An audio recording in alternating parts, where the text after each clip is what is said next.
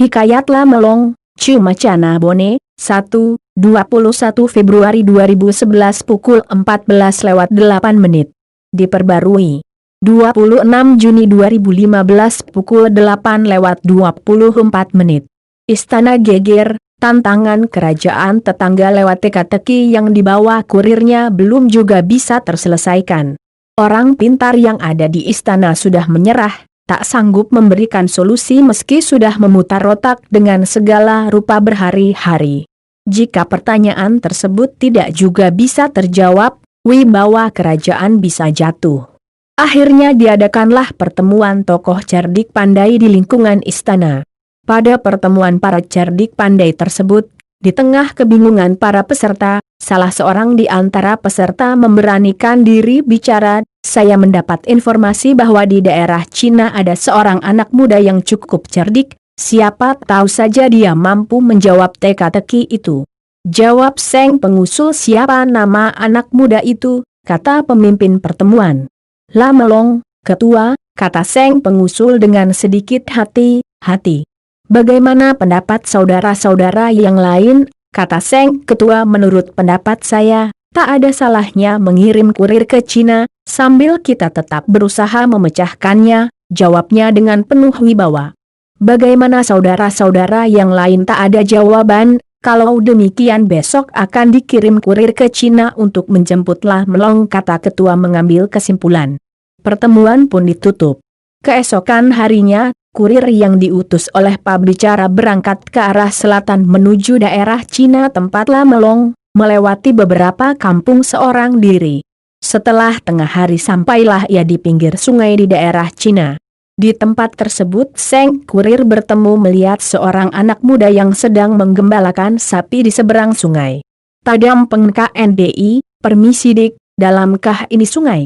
Tanya Seng kurir kepada Seng penggembala. Tatanai si bawata, tanya saja temannya, jawab anak muda itu dengan sedikit acuh. Seng kurir menoleh melihat sekeliling, tak ada orang lain. Kok anak muda ini minta dia bertanya kepada kawan saya? Dengan sedikit bingung dan jengkel akibat merasa dikerjai dan capek setelah berjalan jauh, Seng kurir berkata dengan keras, "Iga si bawaku, ale-alekumi." Dengan tersenyum Seng pengembala menunjuk tongkat Seng kurir dan menyahut, "Itu yang saya maksud." Sedikit menggerutu, Seng kurir pun mengukur kedalaman sungai yang ternyata dangkal saja. Tongkat itu dipungutnya tadi waktu melewati sawah agar tak terpeleset di pematang. Cerdas juga ini anak, pikir Seng kurir. Setelah menyeberang, Seng kurir bercakap-cakap dengan Sang Gembala dan memberitahukan maksud kedatangannya ke daerah Cina. "Saya diutus oleh kerajaan untuk menemui Lamelong. Kamu kenal?" tanya Seng kurir. "Barusan saya dengar ada manusia Lamelona, lehernya ubi," jawab Sang Gembala santai. Pengucapan Lamelong memang sama dengan Lamelong, leher ubi. Bukan Lamelong, Lamelong. Katanya dia seorang anak muda yang cerdik, jawab Seng kurir sedikit mengerutkan dahi. Tak habis pikir dengan jawaban Sang Gembala ini. Oh, saya tahu rumahnya. Rumahnya di kampung ini, silahkan cari persis di tengah kampung, telu ada nena, 3 tangganya, jawab anak muda itu sambil tersenyum. Sedikit kepuasan nampak di wajahnya. "Terima kasih NDI," jawab Seng kurir langsung pamit. Seng kurir pun bergegas menuju ke tengah kampung, sambil memperhatikan setiap rumah yang dilewatinya. Setiap rumah mempunyai 2 adeneng, tangga, seperti rumah panggung orang Bugis pada umumnya. "Aneh, kok tangganya ada 3 ya?" pikir Seng kurir, mungkin disitulah uniknya. Setelah sampai di tengah kampung, tak satu pun rumah yang memiliki 3 tangga, semua 2 yaitu tangga depan dan tangga belakang. Dengan penasaran, Seng kurir memutari kampung yang tak besar itu untuk memastikan penglihatannya, akhirnya dia menyerah. Dengan kelelahan Seng kurir bertanya pada salah seorang warga, "Tega bola telu ada nenaku kampon ngewe, di mana rumah yang 3 tangganya di kampung ini?" Seng warga pun bingung, "Si pungetku tahu, depa seding gaga uruntu, seumur hidup, saya belum pernah lihat, siapa yang dicari?" "Siapa tahu saya bisa bantu," jawab Seng warga menawarkan diri.